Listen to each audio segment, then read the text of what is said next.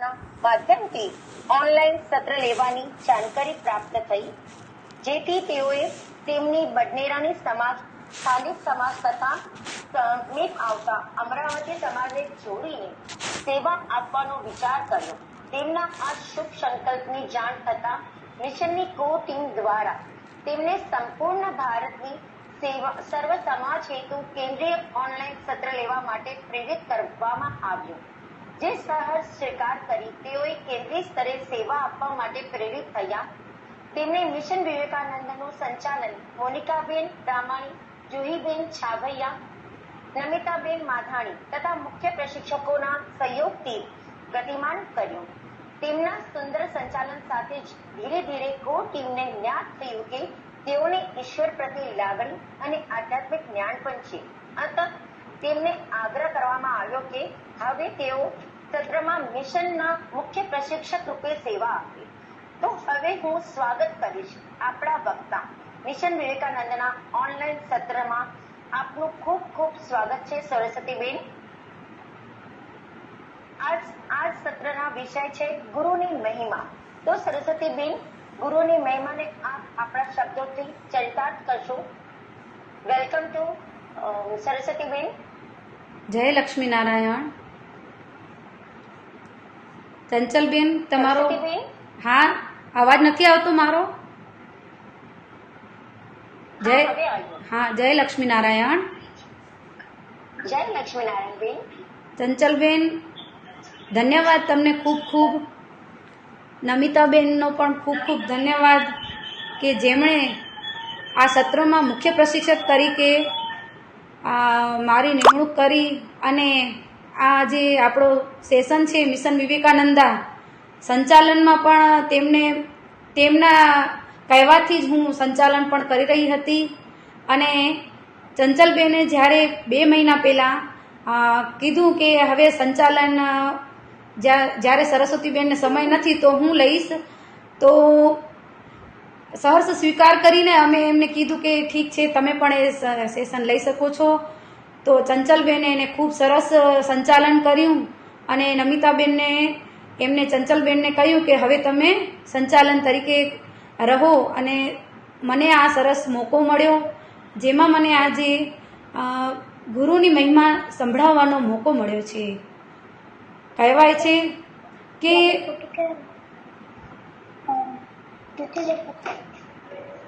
હા, આ વખતે આપણે ગુરુ પૂર્ણિમા હવે નજીક જ આવી રહી છે.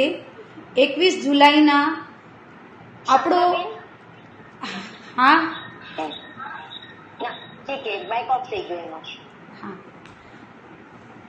21 જુલાઈના જે ગુરુ અને શિષ્યની જે પરંપરા, જે આપણા શાસ્ત્રોમાં જે સનાતન ધર્મમાં જે પુરાણોથી લખેલી આવી છે ગુરુ શિષ્ય પરંપરા, તો શિષ્યના જીવનમાં ગુરુ પૂર્ણિમા એ મહત્વનો એક પર્વ છે, જેને આપણે સૌ ખૂબ જ આનંદ અને ખુશીથી મનાવીએ છીએ.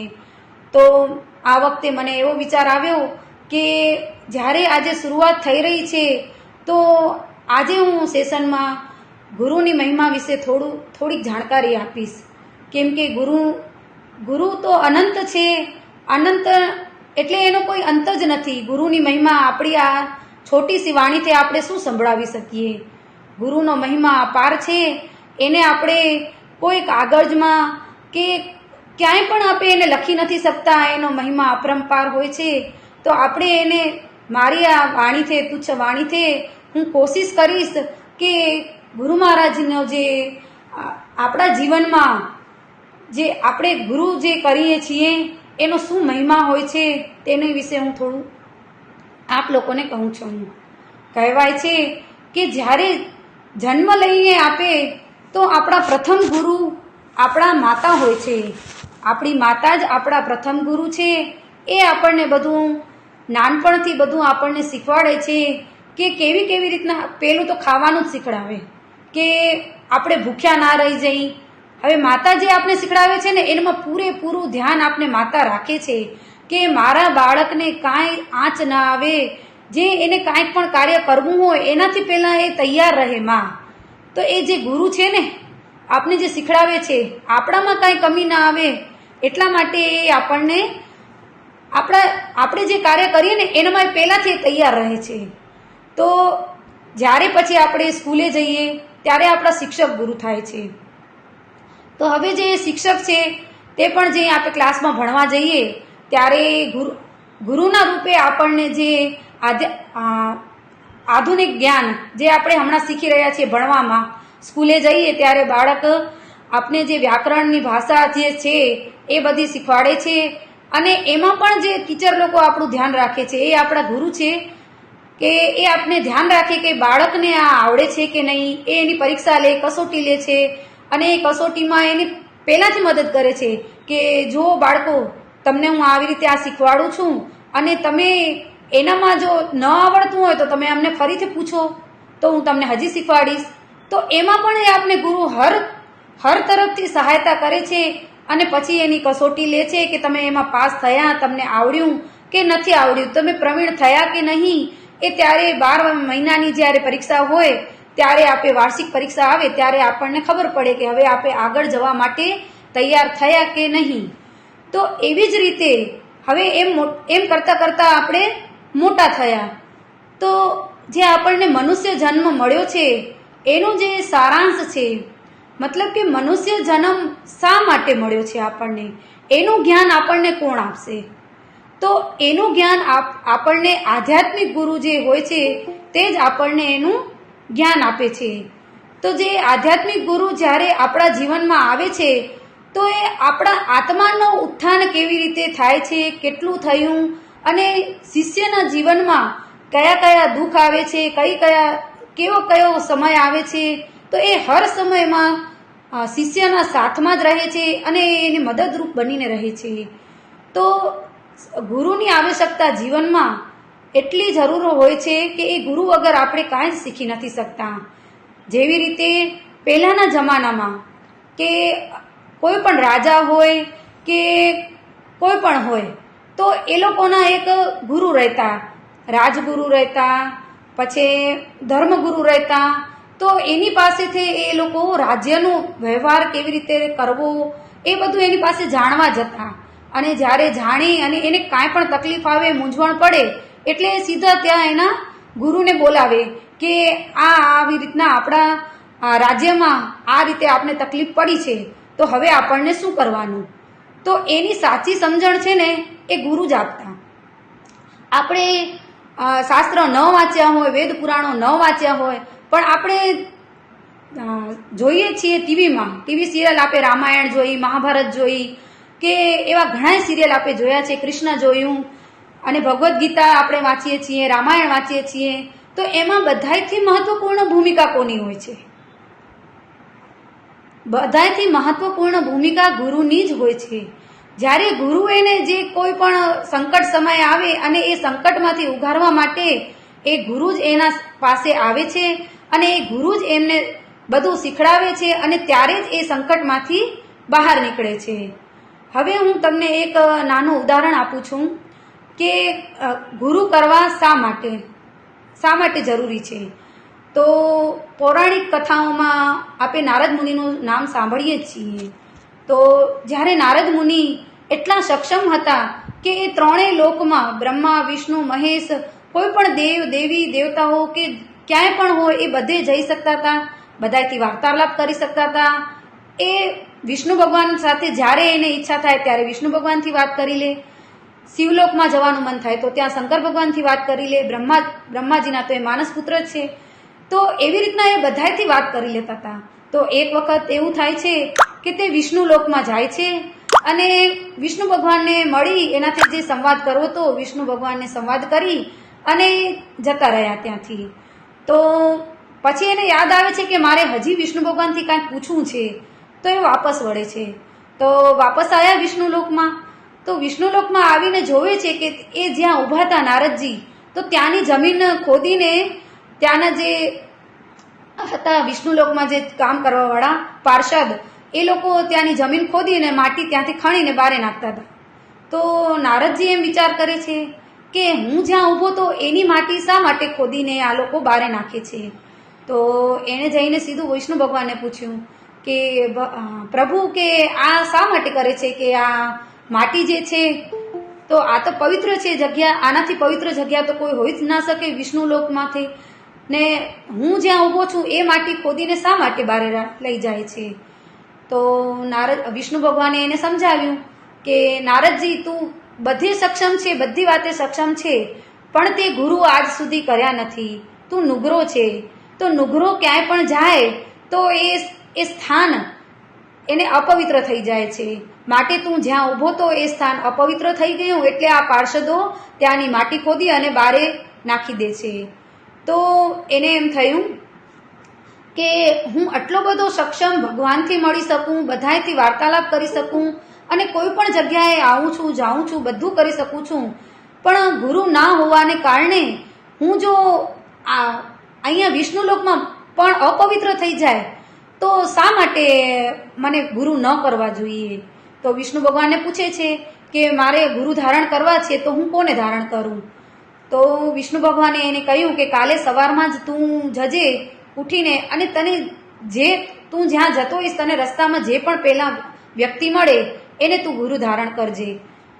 તો નારદ મુનિ તો ત્યાંથી વિદાય લઈ અને જાય છે, અને વિદાય લઈને બીજે દી સવારના એ તો આખી રાત રટણ કરે છે કે કાલે સવારના હું નીકળીશ એટલે મને મારા ગુરુ મળી જશે, અને જે અપવિત્ર થઈ જતી હતી જમીન એ પણ પવિત્ર થશે. તો વિષ્ણુ ભગવાનના કહેવા પ્રમાણે હું સવારના વહેલો ઉઠીશ અને મારા ગુરુને હું ધારણ કરી લઈશ. સવારના ઉઠ્યા, દરિયા કિનારે જાય છે, તો દરિયા કિનારે જતા એમને પેલા મછુઆરા મળે છે. તો હવે વિષ્ણુ ભગવાને તો એને કીધું હતું કે તમને જે પ્રથમ વ્યક્તિ મળે એને જ તમને ગુરુ ધારણ કરવાના છે. હવે તો એ અસમંજસમાં પડી ગયા કે મછુઆરાને હું ગુરુ ધારણ કરું? તો એ કે હવે વિષ્ણુ ભગવાને કીધું છે એટલે મને કરવું જ પડશે.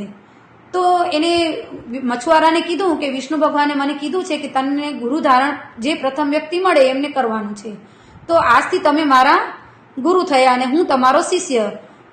તો એના વાત કરી અને ચાલ્યા ગયા, અને ત્યાંથી પછી વિષ્ણુલોકમાં જાય છે, અને વિષ્ણુલોકમાં જઈને ભગવાન વિષ્ણુને ચરણમાં નમે છે અને કહે છે કે જેવી રીતે તમે કીધું હતું ને એવી જ રીતના મેં સવારના ઉઠ્યો અને દરિયા કિનારે ગયો, અને ત્યાં મને મછુઆરા મળ્યા અને મેં એમને ગુરુ ધારણ કરી લીધા, પણ એ મછુઆરા છે. તો વિષ્ણુ ભગવાને કીધું કે તે ગુરુ કરી લીધા, પણ તું એવી રીતના કેમ બોલ્યો કે પણ એ મછુઆરા છે? તો એનામાં તો તને સંશય આવી ગયો કે મારા ગુરુ મછુઆરા છે. જો ગુરુ કરીએ તો આપણને તન મન અને ધન અર્પણ પૂરું એનું અર્પણ થઈ જવું પડે, અને એના કહેવા પ્રમાણે આપણને ચાલવું પડે. તો એનામાં કોઈ સંશય ન આવવો જોઈએ. તો હવે તમે તમારા ગુરુ ઉપર સંશય કર્યો એટલે હવે તમને નર્કમાં જવું પડશે. તો નારદજી તો એકદમ અટવાયા. એને એમ થયું કે હવે જેમ મને વિષ્ણુ ભગવાને કહ્યું એમ તો મેં કર્યું, પણ મેં ગુરુ ઉપર સંશય કર્યો એટલે મને હવે નર્કમાં જવું પડશે. તો હવે મને કોણ આમાંથી છુટકારો અપાવશે નર્કમાંથી? તો એ જાય છે મૂંઝાતા રસ્તામાં જતા હોય છે. વળી એને એ જે એના ગુરુજી મળી જાય છે મછુઆરા. તો એને પૂછે છે કે કેમ નારદજી શું થયું, કે કેમ આટલા મૂંઝવાયેલા દેખાવ છો? તો નારદજી કહે કે શું કરું કે મને વિષ્ણુ ભગવાને કીધું તું તમ ગુરુ બનાવવાનું, મેં તો તમને ગુરુ બનાવ્યા, અને વિષ્ણુ ભગવાનને આજે મળવા ગયો ને કીધું મેં કે આ મારા ગુરુ તો મછુઆરા છે, પણ મેં એમ કહી દીધું કે પણ મારા ગુરુ મછુઆરા છે. તો વિષ્ણુ ભગવાને એમ કહ્યું કે તમે તમારા ગુરુ ઉપર સંશય કર્યો એટલે હવે તમને નર્કમાં જવું પડશે, તો હવે મારે નર્ક ભોગવવું પડશે. તો મછુઆરા કહે છે કે તું મારો શિષ્ય છે તો હું તને નર્કથી છોડાવીશ. તો એ કહે છે હું તને એક કાનમાં ઉપાય બતાવું છું, તું વિષ્ણુ ભગવાન પાસે જા અને તું એ ઉપાય કરજે. તો એને કાનમાં વાત કીધી, અને નારદજી તો ખુશ થતા વિષ્ણુ ભગવાન પાસે વળી ફરીથી જાય છે. વિષ્ણુ ભગવાન કહે છે કે કેમ તું ગયો ત્યારે તો અહીંયાથી દુઃખી હતો, હવે કેમ આટલો ખુશ થઈ ગયો? તો કે હું મારા ગુરુને મળીને આવ્યો. તો કે અચ્છા, બહુ સરસ કહેવાય. તો કે હવે ગુરુને તો તું મળી આવ્યો, પણ તે સંશય કર્યો તો તને નર્કમાં તો જવું જ પડશે, એટલે તું તૈયાર થઈ જા નર્કમાં જવા માટે. તો નારદજી કહે છે કે હું તો તૈયાર જ છું, કે મને તમે બતાવો ને કે નર્ક કેવું હોય કે. તો તો કે નર્કમાં આવી યાતનાઓ થાય, એમાં ઉકળતા તેલ હોય, એમાં યમના દૂત હોય, એ અલગ અલગ એમને યાતનાઓ આપે અને કષ્ટ સહન કરવું પડે. તો કે મને અહીંયા સમજાતું નથી, મને અહીંયા દોરીને બતાવો ને કેવું હોય કે નર્ક. તો વિષ્ણુ ભગવાન એક લાકડી લે છે અને જમીનમાં ત્યાં કને નર્કનું ચિત્ર બનાવીને બતાવે છે. તો હવે નારદજી એ ચિત્રના ઉપર ઊભા રહી ગયા. તો વિષ્ણુ ભગવાનને એમ કહે છે નારદજી કે જે તમે વર્ણન કર્યું ને નર્કનું, એ નર્ક એ તમે જ બનાવેલું હતું અને આ નર્કનું જે ચિત્રણ કર્યું છે એ પણ તમે જ બનાવેલું છે. તો હવે તો મેં નર્ક ભોગવી લીધું, કે હવે મને નર્કમાં નહીં જવું પડે ને. તો કે હા, હવે નહીં જવું પડે. તો કે તને આ કોણે બતાવ્યું? તો કે મારા ગુરુએ જે મને, હું દુઃખી હતો તો મછુઆરા પાસે ગયો અને મને એને આ ઉપાય બતાવ્યો છે. તો આ સંકટમાંથી ગુરુ જ એને ઉઘાર્યો. તો એ તો સાક્ષાત નારદજી બ્રહ્માજીના પુત્ર છે, એને આવા ગુરુ મળ્યા અને એને પણ સંશય કર્યો તો એને એ નર્ક ભોગવવું પડ્યું. અને આપણા જીવનમાં પણ જો આપને એવા ગુરુ મળી ગયા મછુઆરાના, તો આપને કાંઈક ને કાંઈ એ જીવનમાં માર્ગ બતાવશે જ. આપણે કોઈ દિવસ ભ્રમિત નહીં થઈએ અને આપણે જીવનમાં આગળ વધશું. તો આપણા આત્માનો ઉદ્ધાર કેવી રીતના થાય એ તો ગુરુ જ કરી શકે. તો ગુરુજીના શરણમાં જ્યારે આપણે જઈશું, એમની પાસે પ્રાર્થના કરીશું અને પ્રાર્થના કરીને એમ કહીશું ને જ્યારે કે હે ગુરુદેવ, મને જે હું ગર્ભમાં જે જ્ઞાનનું જે નામ જપતો હતો ને, મને એ નામનો જાપ કેવી રીતના થાય એ મને બતાવો. કેમ કે જે આપણે હમણાં જે વાણીથી જે બોલીએ છીએ એ બધી અપરાવિદ્યા છે અને પરાવિદ્યા છે એ આ જીભથી વાણીથી 52 અક્ષરમાંથી બોલાતી નથી. અને જ્યારે આપણે માતાના ગર્ભમાં હઈ ત્યારે તો આપણે કોઈ વાણી બોલી શકતા નથી. તો એ ગર્ભમાં આપણે કયું નામ જપતા હતા? તો એ નામ જે જાણવું છે આપને, તો એ જાણવા માટે આપણને ગુરુની શરણમાં જવું જ પડશે. જેમ કે આપણે ગીતામાં આપણે કૃષ્ણ અને મહાભારત જોયું છે, તો એનામાં જે ગીતાજીમાં જે ઉપદેશ આપ્યો છે કૃષ્ણ ભગવાને, તો કૃષ્ણ ભગવાને અર્જુનને શું ઉપદેશ આપ્યો કે આ તું જે માયામાં જે ફસાઈ ગયો છે ને, તો આ માયા, ગીતા શું છે? ગીતા એ કૃષ્ણ ભગવાને અર્જુનને સંભળાવેલ એક સત્સંગ છે કે જે માયામાં અટવાઈ ગયો, એને માયા પ્રપંચ બધું દેખાણું કે આ બધા મારા કુટુંબીઓ છે, હું એને કેવી રીતના મારીશ, આ મારા ગુરુ છે, આ મારા દાદા છે, આ મારા પિતા છે, આ મારા સસુર છે, હું એને કેવી રીતના મારીશ. એ બધી માયાજાળ હતી. એ માયાજાળમાં ફસાઈ ગયો હતો. ત્યારે કૃષ્ણ ભગવાન આવીને એને ગુરુ ગીતાનો ઉપદેશ આપ્યો, એટલે સત્સંગ સંભળાવ્યો. ખાલી સત્સંગ જ નથી સંભળાવ્યો, પણ એને આત્મા અનુભૂતિ કરાવી કે તારી અંદર જ જે આત્મા છે તું એને જાણ. આત્માને કોઈ ભીંજવી શકતું નથી, આત્માને કોઈ બાળી શકતું નથી. આત્મા તો અમર છે, એને કોઈ મારી શકતું નથી. એ અમર છે. આત્મા તો અજર અમર છે, અવિનાશી છે, એને કોઈ જ મારી નથી શકતું. તો એ આત્માને જ્યારે તું જાણી જઈશ તો તને આ જે માયા દેખાય છે ને કે આ બધા મારા છે, એનાથી તું પર થઈ જઈશ. તો એ માયાથી પર થવા માટે કૃષ્ણ ભગવાને કુરુક્ષેત્રના મેદાનમાં એમને અર્જુનને એક જ્ઞાન આપે છે.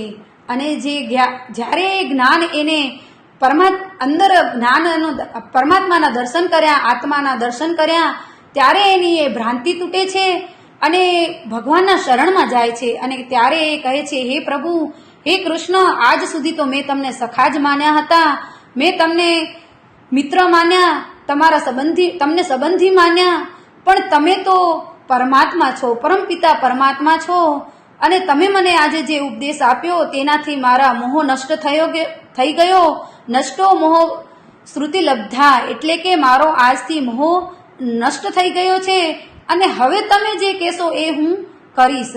હવે તમે મને જે કહેશો એ હું કરવા માટે તૈયાર છું. ત્યારે એ ધનુષ બાણ ઉપાડે છે અને એ પોતાનું કર્મ કરે છે. તો ગીતાજીમાં પહેલું જ એ કર્મ ઉપર એને ઉપદેશ આપ્યો કે કર્મ કેવા કેવા કરવા જોઈએ. તો આપણે પણ જ્યારે ગુરુના શરણમાં જઈએ ને, તો આપણને પણ ગુરુજી આપણને એ જ માર્ગ બતાવે છે કે તમને કેવા કર્મ કરવાના છે. પણ એ ક્યારે આપણને સમજણ પડશે કે જ્યારે આપણે આપણી આત્માના દર્શન અંદર કરીશું અને આપણાના જે મલ વિક્ષેપ જે આપણો આવરણ છે એ જ્યારે તૂટશે અને જ્યારે એ માયાના પડદા તૂટશે ને આપણે અંદરથી અનુભૂતિ કરશું કે ના, હું આ કોઈ ભગવાનથી અલગ નથી, આ જે મારું સ્વરૂપ છે ને એ પરમાત્માએ જ્યોતિ સ્વરૂપ જે મારા શરીરના અંદર આત્માના રૂપે અંદર નાખ્યું છે, તો એ આત્માના દર્શન જ્યારે આપણે કરીશું અને જાણીશું કે ના, એ જ્યોતિ સ્વરૂપ પરમાત્મા આપણી અંદર જ બિરાજેલો છે, એના જ્યારે દર્શન કરશું ને તો આપણે એ માયાથી દૂર થતા જશું અને ધીરે ધીરે ધીરે ધીરે આપણે કામ, ક્રોધ, લોભ, મોહ આપણા જીવનમાંથી દૂર થતો જશે અને આપણું જીવન સરળ બનશે. આપણે કહીએ કે આપણે સરળ જીવન જીવીએ છીએ, પણ આપણું સરળ જીવન આપણા મનના અંદર કેટલા વિચારો ભરેલા હોય છે. આપણે આંખ બંધ કરીને બેસીએ ને 5 મિનિટ, તો આપણે 5 મિનિટમાં ક્યાં ના ક્યાં પહોંચી જઈએ આપને નથી ખબર.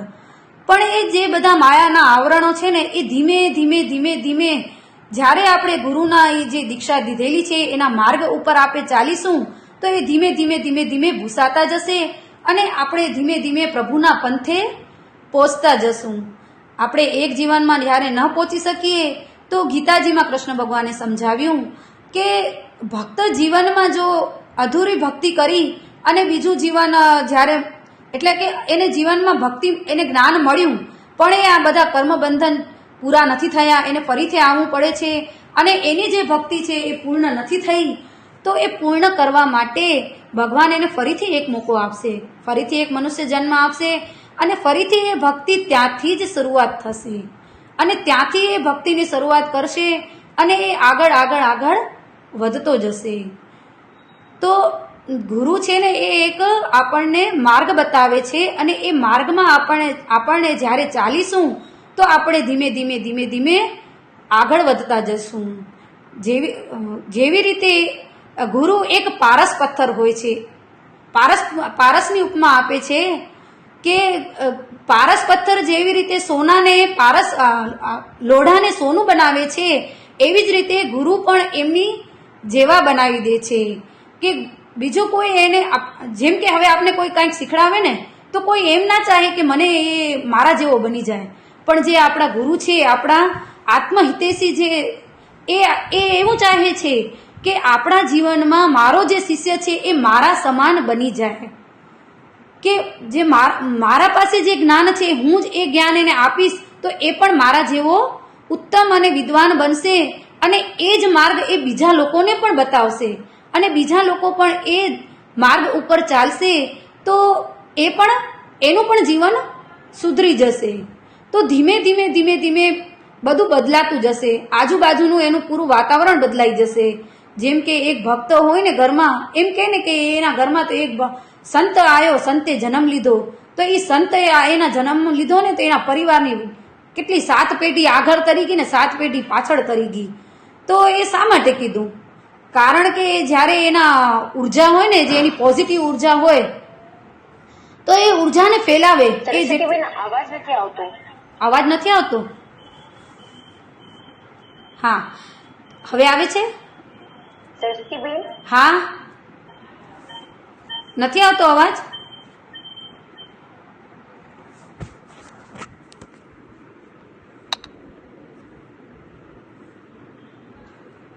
હલો, અવાજ આવ્યો? હા આવ્યું સરસ્વતીબેન, આવ્યો. હા, નેટવર્ક ચાલી ગયું હતું એકચ્યુઅલી. હા વાંધો નહીં. હા, તો જેવી રીતે જે ભક્ત એક પરિવારમાં જન્મ લે છે ને તો એની જે ઉર્જા હોય ને એ બચપનથી જે ભક્તના જીવનમાં એને એવા બધા મળતા જાય છે. પહેલાં તો એને વેદ શાસ્ત્ર કે પુરાણ કે એવા જે એના ઘરમાં જ એને બધું ઉપલબ્ધ થશે, એના માતા પિતા એવા મળશે, એને એ બધું એવું જ બધું ધાર્મિક જ બધું એને પ્રવૃત્તિઓ એની આજુબાજુમાં થતી હોય છે. તો એ ભક્ત હોય છે એને આવી ધાર્મિક પ્રવૃત્તિઓ આગળ મળતી જાય છે તો એ આગળ વધતો જ જાય છે અને એની ઉર્જા આજુબાજુમાં એટલી ફેલાય છે કે એ જ્યાં પણ જાય ને તો આજુબાજુમાં બધે એની પોઝિટિવ ઉર્જાથી શાંતિ મળતી હોય. કોઈ કેમ કે ને કે હું મારી બાજુમાં આવ્યો ને તો મને એટલી શાંતિ લાગી ને. કેમ શાંતિ લાગી? કેમ કે એની અંદર એટલી ઉર્જા એની પ્રબળ હોય છે કે આજુબાજુમાં પણ બધે શાંતિ લઈ આવે છે. જેવી રીતે કોઈક એક રાક્ષસ આવી જાય તો એ રાક્ષસની ઓરા એટલી નેગેટિવ આવતી હોય ને તો એ દૂરથી જ ખબર પડે કે આ તો ક્યાંથી અશાંતિ ફેલાઈ, ખબર નહીં ક્યાંથી અશાંતિ થઈ ગઈ. તો જેવી રીતે સંત અને અસંતમાં એ ફરક છે. તો એ સંત જે ભક્ત જે પરિવારમાં આવે ને તો એ પરિવારને ઉજ્જવળ બનાવે છે અને એ ગુરુના શરણમાં જઈને પોતાના જીવનને તો મજબૂત બનાવે છે અને આજુબાજુમાં પરિવારને અને સમાજમાં પણ એ પોતાના નામને રોશન કરે છે અને પરિવારને પણ નામને રોશન કરે છે. તો આવી રીતના જેમ કે આપણે કહીએ ને કે જેમ કે એક મેગ્નેટ હોય, અને આપણા ઘરમાં ટાંચણી ફેલાઈ ગઈ હોય, ઓફિસમાં જ આપણે સોચી લઈએ, સમજીએ એક વાત કે ઓફિસમાં ટાંચણીનું એક બોક્સ રાખેલું હોય અને ત્યાં કને ઓફિસ લોકો હોય ને તો ઓફિસર લોકો શું કરે કે એક ત્યાં કને લોહચુંબક રાખે કે ટાંચણી જો નીચે પડી જાય ને, ફેલાઈ જાય ને તો એ લોહચુંબકથી એ પકડી લે. એટલે આમ લોહચુંબક રાખે એટલે બધી એ ટાંચપીન એના અંદર ફસાઈ જાય અને બધી એ વિખેરાયેલી ટાંચપીન ત્યાં આવી જાય. તો ગુરુ પણ આપણા જે મન છે ને એ ગુરુની જે શક્તિ છે એ મેગ્નેટ છે અને આપણું આ જે મન છે ને એ ટાંચણી રૂપી છે. તો એ જે ફેલાઈ ગયેલું વિખરાયેલું જે મન છે ને, જ્યારે આપણે ગુરુના નામમાં લગાડીશું અને ત્યારે જે મેગ્નેટનું કામ કરે છે એ આપણું મન જે છે, વિખરાઈ ગયેલું મન છે ને એને કેન્દ્રિત કરીને એક જગ્યાએ લઈ આવે છે અને આપણે એ મનને ત્યાં પરોવીને ત્યાં ભગવાનનું નામ લઈ શકીએ છીએ. એ નામને આપણે અંદર જાણીને જાગૃત કરીને આપણે એને જપી શકીએ છીએ. તો આપણે એ જ કહેવાનું છે કે સાચા સદગુરુના શરણને તમે શોધો અને એના શરણમાં જાઓ અને તમે એ જ્ઞાનને પામો. કહ્યું છે કે જેમ કે હવે જે પહેલાના આપણે કહીએ કે રામ હતા, કૃષ્ણ હતા કે કોઈ પણ એવા દિવ્ય પુરુષ જે ધરાધામ ઉપર જન્મ લઈને આવેલા હતા, તો એ જન્મ લઈને આવેલા હતા ને ત્યારે એના ભક્ત, એના શિષ્ય કોણ હતા? જ્યારે રામ આવ્યા ત્યારે સબરી હતા, હનુમાન હતા, સુગ્રીવ હતા, અંગદ હતા, અહિલ્યાનો ઉદ્ધાર કર્યો એમને અને ઋષિમુનિઓના કેટલાના એને વનવાસમાં જઈને એને સંસર્ગ કર્યો અને ભગવાનના દર્શન બધા ઋષિમુનિઓએ કર્યા. સાચે ને?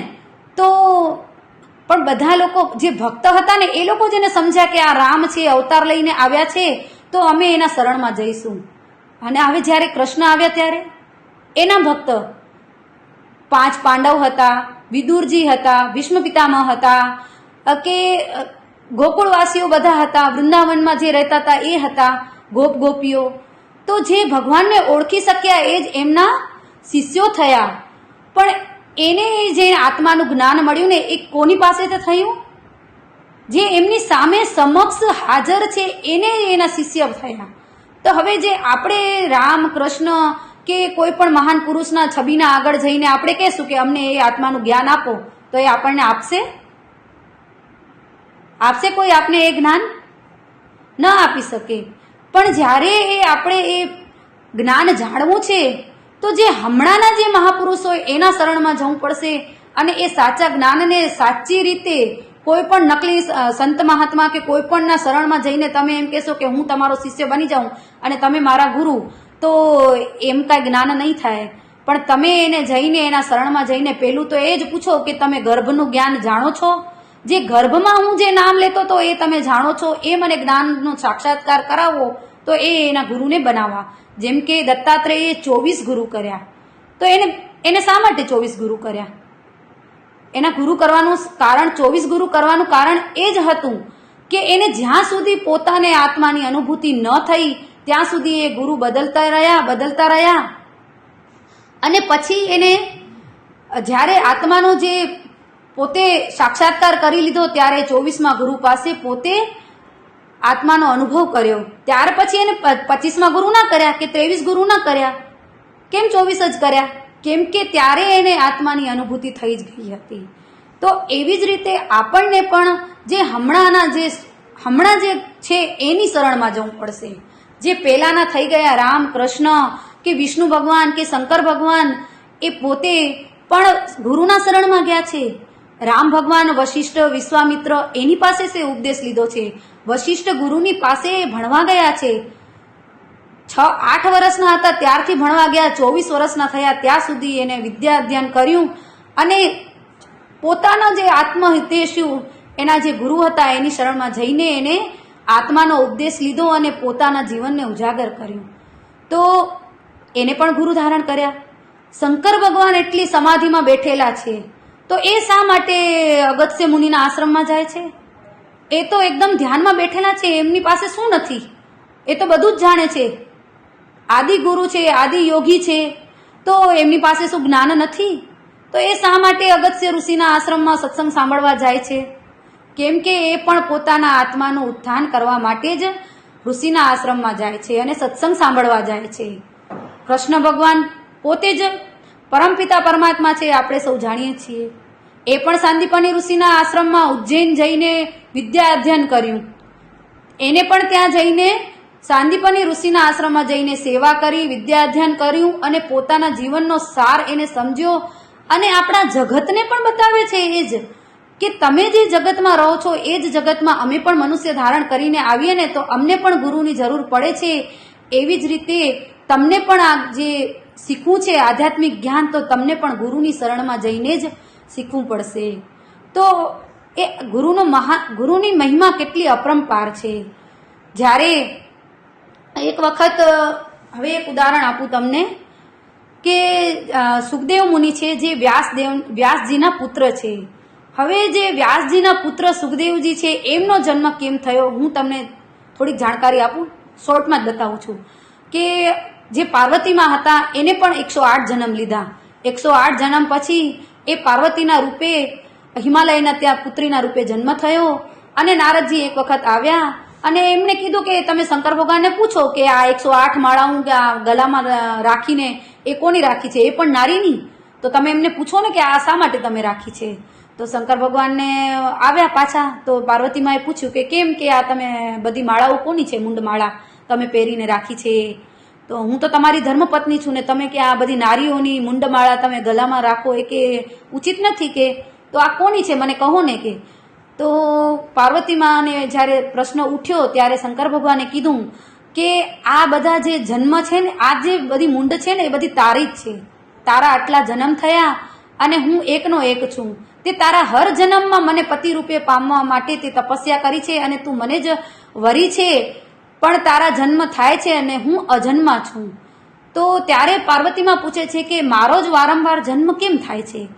તો ભગવાને, શંકર ભગવાને એને ઉપદેશ આપે છે અને કહે છે કે હું જે આત્માનું જ્ઞાન જે લઉં છું, આત્માનું જ્ઞાન હું જે જાણું છું અને જે હું નામ જપું છું, તો તું જે બાહરિક રીતે જે નામ જપે છે એ અલગ છે અને જે હું આંતરિક રીતે નામ જપું છું એ અલગ છે. તો જે આંતરિક રીતે હું નામ જપું છું એનાથી હું અજન્મા છું અને તું વારંવાર મારા શરણમાં આવે છે અને તું આત્માનું જ્ઞાન જાણતી નથી અને તે નામને જાણ્યું નથી. તો તું એ નામને જાણીશ ત્યારે તારા આ જન્મ મરણના ચક્રમાંથી તું છૂટી થઈશ. તો પાર્વતીમાં એને વિનય કરે છે કે મને પણ એ જ્ઞાન આપો અને હું પણ આ વારંવાર જન્મ મરણના ચક્રમાંથી છૂટવા ચાહું છું. તો ત્યારે શંકર ભગવાન એને અમરનાથની ગુફામાં લઈ જાય છે. અમરનાથની ગુફામાં પાર્વતીમાને આત્માનું જ્ઞાન આપે છે અને ત્યાં જોવે છે બધાને એ જ્ઞાન એટલું ગુપ્ત છે કે એ બધાને કોઈને કહી નથી શકાતું. તો શંકર ભગવાન એને ગુફામાં લઈ જાય છે અને એ ગુફામાં આત્માનું જ્ઞાન શંકર ભગવાન ખુદ પાર્વતીમાને આપે છે. તો ત્યાં બધા પશુ પક્ષીઓ જે પણ હતા એને બારે ઉડાડી દીધા. પણ ત્યાં શું થયું કે એક પોપટનું બચ્ચું ત્યાં ઈંડા રૂપે હતું અને ત્યાં હતું. હવે ઈંડું હોય એ તો ઉડી ના શકે, તો ઈંડામાં એ બચ્ચું હતું. તો જ્યારે શંકર ભગવાન પાર્વતીમાને ઉપદેશ દેવા લાગ્યા, આત્માનું જ્ઞાન આપવા માંડ્યા, તો ત્યાં શું થયું કે ઈંડું ફૂટ્યું અને પોપટનું બચ્ચું બહાર આવી ગયું. તો એ પણ એ સાંભળવા લાગ્યું. તો હવે શું થયું કે પાર્વતીમાને સત્સંગ સંભળાવતા હતા, શંકર ભગવાન ઉપદેશ આપતા હતા, ત્યારે એમને જોકું આવી ગયું અને જોકું આવ્યું તો જે સુખ હતો એટલે કે જે પોપટનું બચ્ચું હતું એને હોકારો આપ્યો. તો શંકર ભગવાન જોવે છે કે પાર્વતીમાને તો ઊંઘ આવી ગઈ છે, એ તો જોકું ખાય છે, તો આ અવાજ કોણે આપ્યો? તો જોવે છે તો એક ત્યાં પોપટનું બચ્ચું છે. તો જેવું એને પકડવા લાગ્યા ને તો પોપટનું બચ્ચું ઉડીને વેદમ વ્યાસ છે એમના પત્ની એમ બગાસું ખાતા હતા, તો એના બગાસું ખાતા હતા તો સીધા એના મોઢાના અંદર ઘૂસી ગયા. હવે વ્યાસજી એના પુત્રના રૂપે, મતલબ કે હવે એના પત્નીના ગર્ભમાં ગયા એટલે એના પુત્ર થયા, અને એ તો કેટલા વર્ષ તો જન્મ જ નથી લેતા.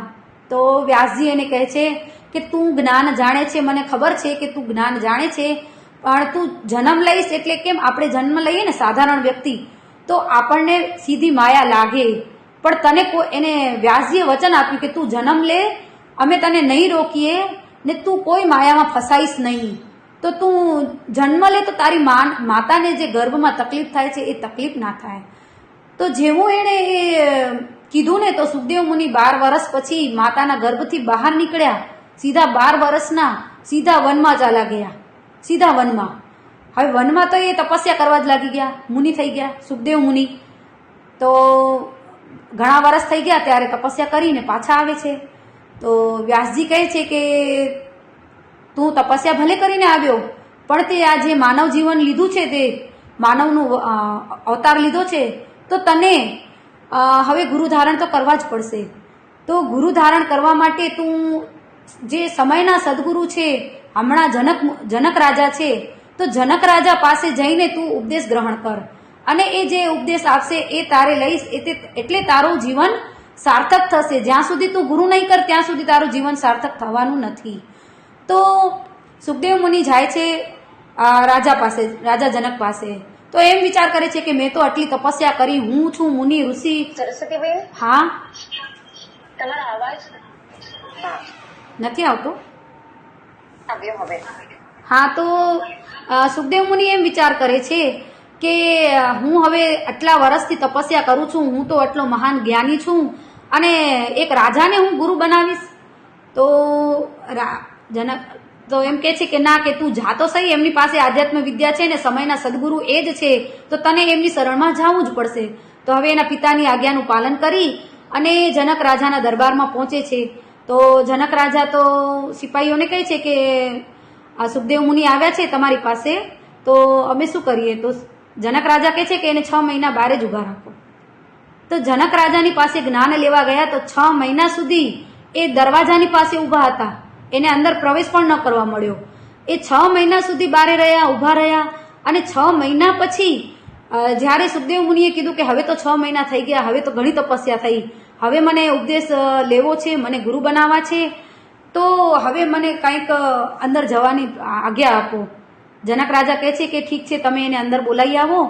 અને પછી વિચાર કરે છે સુખદેવ મુનિ કે હું તો ક્યાં આવો ઋષિ અને મુનિ તપસ્યા કરેલો, અને આ જનક રાજા તો શું કહેવાય, એક રાજ્ય ચલાવે છે, અને રાજા છે પોતે, એને શું જ્ઞાન હશે, એને શું વૈરાગ્ય હશે? તો એવો એના અંદર મનમાં સંશય આવ્યો. તો હવે એ સંશયને તો જે ગુરુ હોય એ તો જાણી જ લે છે કે આ શિષ્યને સંશય આવે છે. તો એ કહે છે કે તમને આપણે જ્યારે ગુરુ બનાવશું એનાથી પહેલાં અમે તમારી પહેલાં આગતા સ્વાગતા કરી, તમે અમારા ત્યાં મહેમાન થઈને આવ્યા છો, તો તમે ઘણા મહિનાથી તમે બારે ઊભા છો, તો હવે અમે તમને ભોજન કરાવીશું, તમે ભોજન કરવા બેસી જાઓ અને તમે આ જમો. પણ એક એનામાં નિયમ છે કે તમે જ્યારે ભોજન કરશો તો ઉપર લટકતી તલવાર અમે રાખશું, તો એ કાચા દોરામાં બાંધેલી તલવાર હશે. તો હવે સુખદેવ મુનિ વિચાર કરે છે કે આ 32 ભોજન વ્યંજન મારી સામે અહીંયા 56 ભોગ રાખ્યા છે, હવે એને કીધું આદેશ દીધો હોય તો હવે તો એ કરવું જ પડશે, જમવું તો પડશે જ. તો જમવા બેઠા, ફટાફટ જમી લીધું. એને તો એ જ ડર કે ઉપરથી ક્યારે એવું કાચા તાતણામાંથી તલવાર તૂટશે અને મારા ઉપર પડશે તો મારો તો અહીંયા મૃત્યુ થઈ જશે ગુરુ બનાવવાના પહેલાં જ. તો એ વિચાર કરતાં કરતાં ફટાફટ જમી લીધું. પછી જનક રાજા કહે છે કે તમે અમારા રાજ્યમાં આવ્યા છો તો અમારા રાજ્યનું ભ્રમણ પણ તો તમે કરી આવો એક વખત, પછી કાલે આપણે સવારના જ્ઞાન આપીશું. તો કહે છે કે ઠીક છે, પણ એનામાં એક તમને લેવાનું છે વચન કે તમારા હાથમાં તેલનો કટોરો ભરીને આપશું અને તમને રથમાં બેસાડીને લઈ જશું. કટોરામાંથી તેલનું એક પણ ટીપું બહારે પડશે તો અમારા જે આ સૈનિક છે તમારી સાથે જ ચાલે છે, તમારું મસ્તક તમારું ધડથી અલગ કરી દેવામાં આવશે.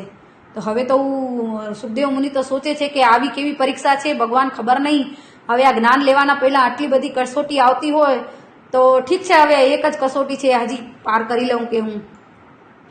તો તો રાજા ના સૈનિક રથમાં બેસાડે છે, તેલનો કટોરો હાથમાં આપે છે અને તેલનો કટોરો લઈને રાજ્યમાં જેવું રથ ચાલવા લાગે છે, એક સૈનિક પાછળ તલવાર લઈને આવે છે અને જાય છે.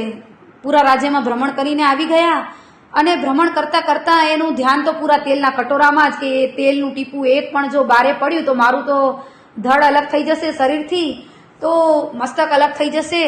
તો એનું ધ્યાન તો પૂરું કટોરામાં, પૂરું રાજ્ય ઘૂમીને આવી ગયા, વાપસ આવ્યા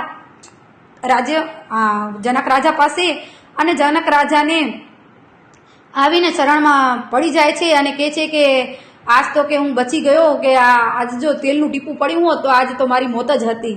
તો જનક રાજા કહે છે કે તમે કે પરીક્ષામાં પાસ થયા, હવે તમે મારા શિષ્ય બનશો અને હું તમારો ગુરુ બનીશ, હવે હું તમને ઉપદેશ આપીશ.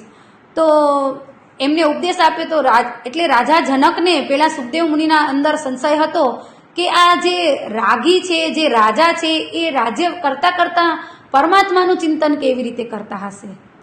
તો એ સવાલનો જવાબ એને એ આપ્યો કે એના આગળ 56 ભોગ જમવાના પીરસવામાં આવ્યા અને એ 56 ભોગ પીરસતા એને કીધું કે જો તને 56 ભોગ પીરસવામાં આવ્યા પણ તારે માથામાં ઉપર તલવાર લટકતી હતી, કાચા ધાગાની ઉપર જે બાંધેલી, તો જેવી રીતે ઉપર લટકતી તલવારની બીક હોય ને કે આ મારા ઉપર પડશે તો ક્યારે મારું મૃત્યુ આવશે, તો એવી જ રીતના આ સંસારમાં મારી ઉપર પણ આ મૃત્યુનો ભય તો લાગેલો જ છે.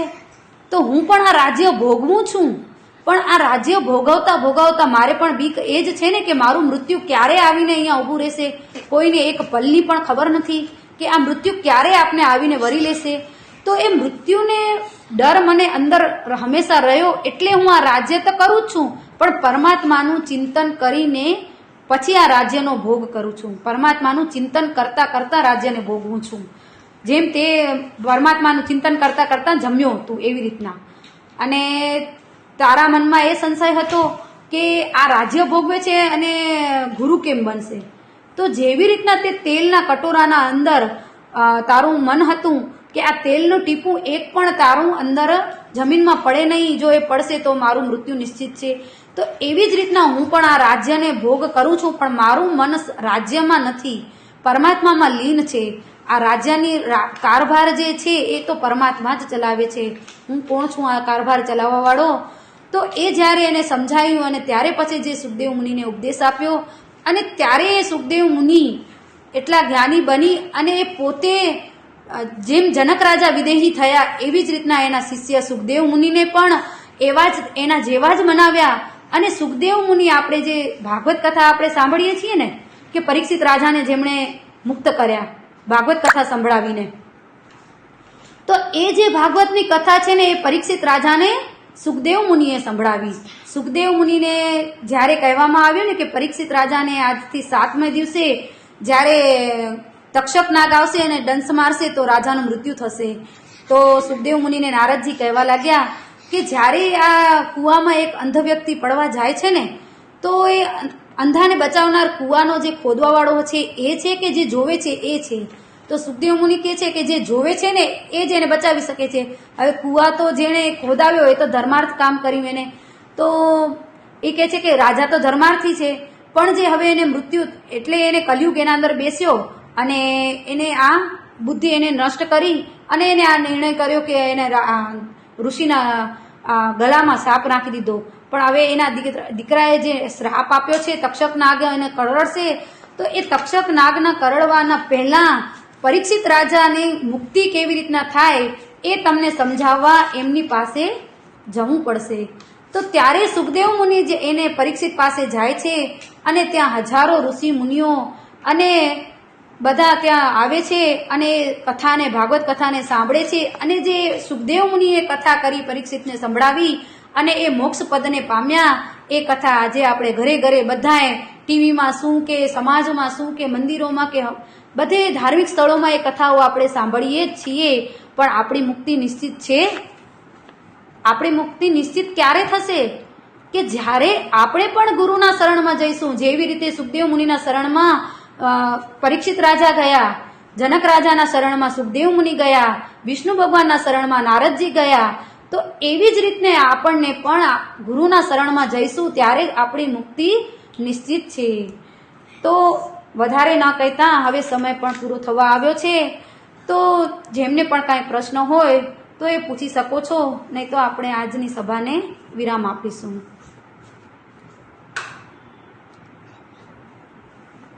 બહુ સરસ સરસ્વતીબેન, તમે ગુરુના મહિમા સાથે સાથે ગુરુ કાં કરવા, એનો શું લાભ છે એ બધું અમને બહુ સરસ રીતે સમજાવ્યું. મારો એક પ્રશ્ન છે કે જેમ કે જીવનમાં ગુરુ કરવા એ તો આપણો બધાનો લક્ષ્ય હોય, પણ ગુરુને આપણે ગોતવા પડે તો કેવી રીતે ગુરુને સમજવું કે કેના પાસે જવું? એના અલાવા એ બી સર્વપ્રથમ તો મને જીવનને સમજવું પડશે કે મારા જીવનનું લક્ષ્ય શું છે. તો એ લક્ષ્ય કયા ગુરુ મારા લક્ષ્યને સમજીને મને એ પાર કરાવશે?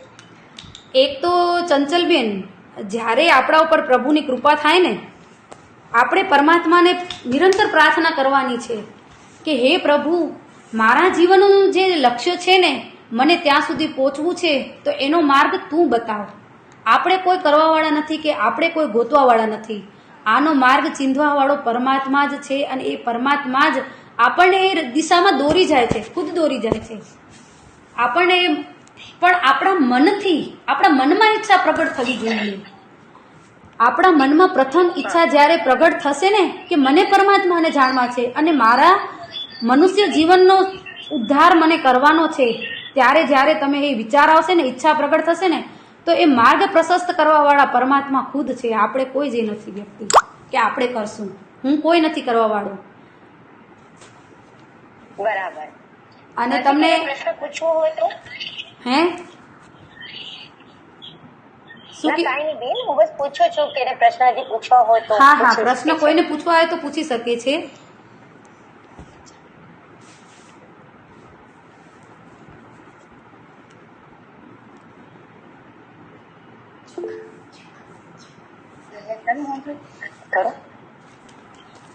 તો પ્રશ્ન કોઈને ના હોય તો આપણે રાહુલ કરીને કોઈ ફ્લેશ થાય છે, એને હેન્ડ રેઝ કર્યો તો હમણાં. હા, જય લક્ષ્મીનારાયણ બેન. જય લક્ષ્મીનારાયણ. બેન, હું એમ પૂછું છું કે આપણને પરમાત્માને યાદ કરવાનો સમય સવારનો જો આપણે કઈ તો એ કઈથી ચાલુ થાય? આપણે પરમાત્માને જો ધ્યાનમાં આપણે બેઠવું હોય તો જો એક વાત તો એ છે કે બધા કહે છે કે સવારનું જે ઉર્જા હોય ને, પોઝિટિવ ઉર્જા, તો સવારના બ્રહ્મ મુહૂર્તમાં આપણે કરીએ. આપણને આપણાથી જો પહેલું તો રૂટીન આપણું કેવું હોય છે, રાતે અગર જલ્દી સૂઈ જતા અહીં તો જ જલ્દી ઉઠાશે. અને આપણે સવારના ઉઠીને જો આપણે કરીએ તો પોઝિટિવ ઉર્જા વાઇબ્રેશન ખૂબ જ હોય, ત્યારે આપણી પરમાત્માથી લિંક જલ્દી લાગે. પણ એવું કાંઈ જ નથી કે તમે દિવસના ના કરી શકો. તમને જ્યારે સમય મળે ત્યારે તમે બેસી શકો અને ભગવાનનું નામ લઈને તમે પરમાત્માને યાદ કરીને બેસો અને મનમાં એ સંકલ્પ કરીને બેસો કે ના, મારો આજે આ કરવાનું જ છે, તો કોઈ પણ સમય ઉચિત જ છે. એના માટે ભગવાને કોઈ નિયમ બનાવ્યો જ નથી. બહુ સારું, તમે બહુ સરસ. પાર્વતીબેન, તમે હેન્ડ રેઝ કર્યો છે? હા, જય શ્રી કૃષ્ણ. હા, જય શ્રી કૃષ્ણ જય પાર્વતીબેન. શ્રી કૃષ્ણ. સરસ્વતીબેન, મારો પ્રશ્ન એ છે કે ગુરુ કરવા હોય તો સંસારિક કરવા કે પછી સંન્યાસી કરવા? જો હમણાં જે મેં કથા કહી ને સુખદેવ મુનિ અને જનક રાજાની, તો જનક રાજા તો રાજા હતા ને સાંસારિક જ હતા. અને આપણે જે કથાઓ જેટલી પણ આપણે સાંભળી છે ને, વશિષ્ઠ છે, વિશ્વામિત્ર છે, કે કૃષ્ણ ભગવાનના જેટલા બી ગુરુ છે સાંદીપની, એ બધાએ સાંસારિક જ હતા. એમના પત્નીઓ હતા જ, છોકરાઓ પણ હતા જ. આપણે સાંભળીએ છીએ ને, એટલે એવું કાંઈ જ નથી કે આપણને કયા ગુરુ કરવા. આપણને જે સાચો માર્ગ બતાવે અને આપણે આત્માનો જે ઉદ્ધાર કરવા માટે આપણા આત્માના દર્શન કરાવે એવા ગુરુ કરવાના છે. એનામાં એ આપણને નથી જોવાનું કે એ સાંસારિક છે કે વૈરાગી છે. પણ હમણાં ઘણા એમ કે ના, સંસારિકો એ ગુરુ ના કરાય કે ના, એવું કાંઈ જ નથી. પણ આપણે આ બધા ધાર્મિક પુસ્તકોને આપણે વાંચીએ છીએ તો એને આપણે સમજતા નથી. પહેલાં આપણને એને સમજવું પડશે કે એ કહાનીઓના માધ્યમથી આપણને શું સમજાવે છે. એ કહાનીઓ નથી, એ શ્રુતિ અને સ્મૃતિ, મતલબ કે જે આપણે ધ્યાન કરવાથી જે આ વેદમ વ્યાસે જે બધા વેદ પુરાણોની જે રચના કરી છે ને એ આપણા માટે જ કરી છે. પણ આપણે જ્યારે એનું મનન ચિંતન કરશું, સુન સમજહી મુદિત મન, એટલે કે જ્યારે સુન એટલે સાંભળવું, સુન્ન સમજહી એટલે સમજશું ને એનું મનન કરશું, ચિંતન કરશું તો જ આપણને સમજ પડશે કે એનામાં શું લખેલું હોય. હવે તો આપણે એટલી ભ્રાંતિઓ પેદા કરી દીધી કે આમ ના કરવું ખપે, ઓમ ના કરવું ખપે, અલગ અલગ પ્રકારની આપણે બધી ભ્રાંતિમાં જ નાખી દીધા કે આપણે અલગ જ આમ ભટકાઈ ગયા હે કે આપણને શું કરવું ખપે માર્ગ જ નથી મળતો કોઈ. સાચી વાત છે.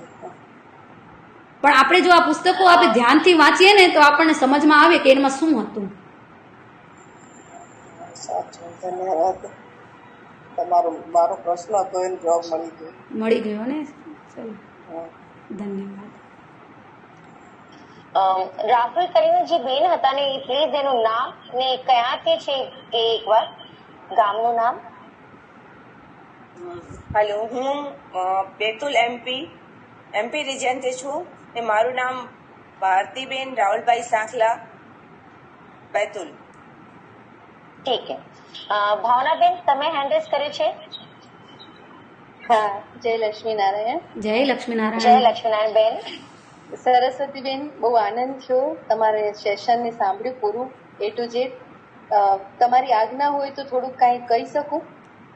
જરૂર. મારી આજ્ઞા શું લેવાની બેન, તમે તો મારા મોટા બેન, મારાથી આગળ. બોલો બોલો એવું નથી. બોલો. જે આ પાર્વતીબેને જે પ્રશ્ન કર્યો હતો ને કે આપણે ગુરુ કોને કરવા, હા, તો મને એવું લાગે છે કે આપણે ગુરુની પસંદગી કરીએ એવી કદાચ આપણામાં લાયકાત નથી. નથી. સત્ય ક્યારેક કડવું પણ હોય, પણ આપણી લાયકાત નથી કે મારી પરિસ્થિતિ શું છે, શું હું અહંકારથી પ્રકૃતિથી પાર થઈ છું કે નથી થઈ, એ આપણને ખબર નથી. તો પહેલા આપણે આપણી જાતને શુદ્ધ કરવાના પ્રયત્ન કર્યા. ભગવાન નામ સ્મરણથી, મેડિટેશનથી, અલગ અલગ સાધનો છે શાસ્ત્રોમાં. જ્યારે આપણે શુદ્ધ થઈ જશું ને તો ગુરુ શક્તિની ઓરા, દિવ્ય ઓરા પૂરા બ્રહ્માંડમાં છે જ. આપણી ઓરા શુદ્ધ થશે તો આપણી ઓરા એની ઓરા જોડે મેચ થઈ જશે, એટલે આપણને ઓટોમેટિકલી ગુરુ પસંદ કરશે. ગુરુને આપણે પસંદ કરીએ એ તો એક અહંકાર વાળી વાત થઈ ગઈ. વાસ્તવમાં ગુરુ શિષ્યને પસંદ કરે છે. અધ્યાત્મમાં તમે જુઓ, ગુરુ તો રોલ તો બહુ વિશાળ, એ માં પણ છે. જેમ એક પક્ષી હોય પોતાના ઈંડાનું સેવન કરે ને, એટલે જાણી અજાણી સાધન દશામાં પણ ગુરુ આપણી આત્માનું સતત સેવન કરીને આપણને એના યોગ્ય બનાવે છે, અને એના માટે જ ગુરુ તત્વ છે. અને બીજું કે ગુરુ સાંસારિક ક્યારે હોતા જ નથી. આપણી દ્રષ્ટિ સાંસારિક હોય. ગુરુ તત્વ તો પારમાર્થિક તત્વ છે, એ પરમ તત્વ સાથે ઐક્ય ધરાવેલું તત્વ છે. હા, ચોક્કસ કહી શકાય કે એ આ સંસારના આશ્રમમાં એનું શરીર દેખાય છે, પણ ગુરુ સંસારથી પર છે. વધારે બોલાઈ ગયું હોય તો મને માફ કરજો. થોડું લાગ્યું કે આપણે બધા શેર કરવાનું છે એટલે મેં કર્યું. અસ્તુ. જય લક્ષ્મીનારાયણ. ના ભાવનાબેન, બહુ સરસ કીધું. બધાને સરસ એક માર્ગદર્શન આપ્યું. અને ચંચલબેનને પણ મેં એ જ કીધું કે આપણે પરમાત્માને પ્રાર્થના કરવાની હોય કે મને સાચો માર્ગ બતાવો, અને પરમાત્માને જ્યારે પ્રાર્થના કરશું તો એ માર્ગ પ્રશસ્ત કરશે કે આપણને ગુરુ ક્યાંથી મળશે. મેં એક ચંચલબેનને પણ એ જ કીધું છે. હા, બહુ સરસ. અનિતાબેન તમે હેન્ડ રેઝ કર્યો છે. જય લક્ષ્મીનારાયણ સૌને. જય લક્ષ્મીનારાયણ. પાર્વતીબેનનો જે સવાલ છે ને એ મોસ્ટલી બધાને મનમાં ઉઠતો હોય કે ગુરુ કોને કરવા, ગુરુ ક્યારે કરવા. તો એવા બધા સવાલોનો જે સરસબેન તમે અને જે ભાવનાબેન જે જવાબ આપ્યો ને, વાત એમ સંતોષજનક હોય. અને મનને જે મૂંઝાવડ હોય ને એ ત્યાં થોડીક વાર આપણે જે ઘૂંટાતા હોય કે ક્યાંથી જવાબ મળશે, આમ સંતોષપ્રદ જવાબ હતો. જાણતા સમજતા બધા કે જે આવું થશે, ભગવાનની કૃપા થશે ત્યારે આપણે જે મહત્વ પોતે આપણે મળશે. પણ ત્યાં સુધી આપણાથી શાયદ ઝીણા ના જલાતા હોય કે એવું બધું થતું હોય. પણ ત્યાં થોડું થોડું હું તમારા જેવું તેવા જેવા કોઈ કામ થોડાક સારા શબ્દો અમને સંભળાવતા રહે ને તો એ જે સંશય હોય એ થોડા એમ લાગે કે હા હવે હલકા થતા જાય, સવાલો થોડા હલકા થઈ જાય, મન આપણું અમારું હલકું થઈ જાય. એટલે બહુ સરસ તમે જવાબ આપ્યો, સરસ, બહુ મજા આવી.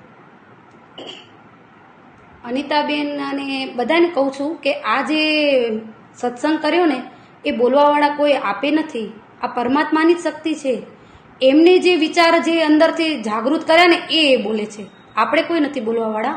અને સવાલના જવાબ તમારી અંદર જે ઉઠતા હોય એ જ સવાલના જવાબ એ પોતે બોલે છે અંદરથી કે આ સવાલ આના વ્યક્તિમાં છે, એને સંભળાવવાનું છે, તો એના સવાલના જવાબ એ પોતે આપે છે.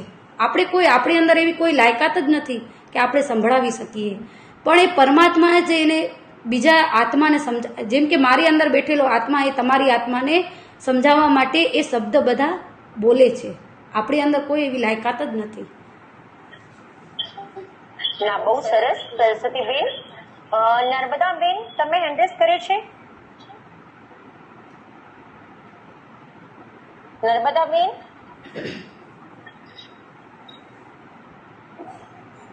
જય લક્ષ્મીનારાયણ સર્વે બહેનોને.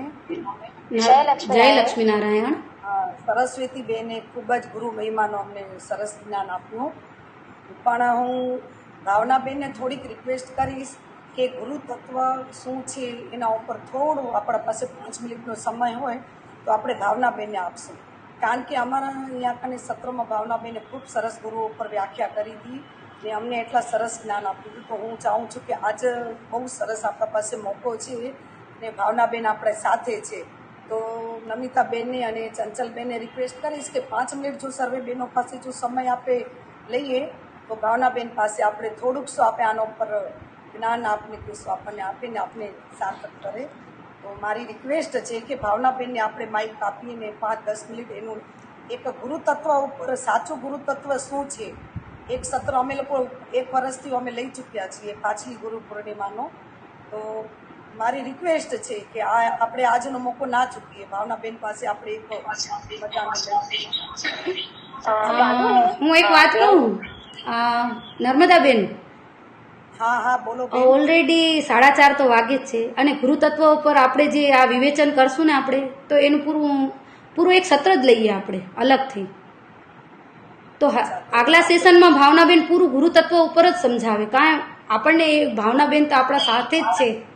મારું કહેવાનું એ છે હવે આગળ તમે જોવો બધા, કેમ કે 4:30 વાગી જ રહ્યા છે. હજી પ્રાર્થના થશે, જનગણ મન બોલશું રાષ્ટ્રગીત, તો ટાઈમ હજી વધારે થશે. તો હવે આપણે એની ગુરુ પૂર્ણિમાના દિવસે યા તો પછી એના આસપાસ એક સત્ર વિશેષમાં ગુરુ તત્વ ઉપર લેવાનું, જેનામાં ભાવનાબેન મેન હોય કે બીજા બી મુખ્ય શિક્ષક, તો એનું બી આપણે જાણવા મળે. કારણ કે મેં પોતે ભાવનાબેનનું સાંભળ્યું છે એટલે મને ઈચ્છા છે કે આપણે બધા એને એમાં લઈ શકીએ, એનો લાભ લઈ શકીએ. તો મારું માનવું હતું તો ઠીક છે, ચલો 5-10 મિનિટ આપે એમને ન્યાય બી નહીં આપી શકીએ. કારણ કે 5-10 મિનિટમાં પૂરું ના થાય. ગુરુતત્વનું આજે સમજવું બહુ મુશ્કેલ હોય, પણ એક મારું માનવું છે કે એક ભાવનાબેનનું આપણે લેવાનું અલગથી જ આપણને ગુરુતત્વ ઉપર. હા તો ઠીક છે, કોઈ વાંધો નહીં. નમિતાબેન, સરસ આજનું સેશન રહ્યું. ધન્યવાદ નર્મદાબેન તમને. ભાવનાબેનના માટે અમને પણ પ્રેરિત કર્યા. નારાયણ સૌને જય લક્ષ્મીનારાયણ. જય શ્રી લક્ષ્મીનારાયણ. સરસ્વતીબેન, તમારો ખૂબ ખૂબ આભાર.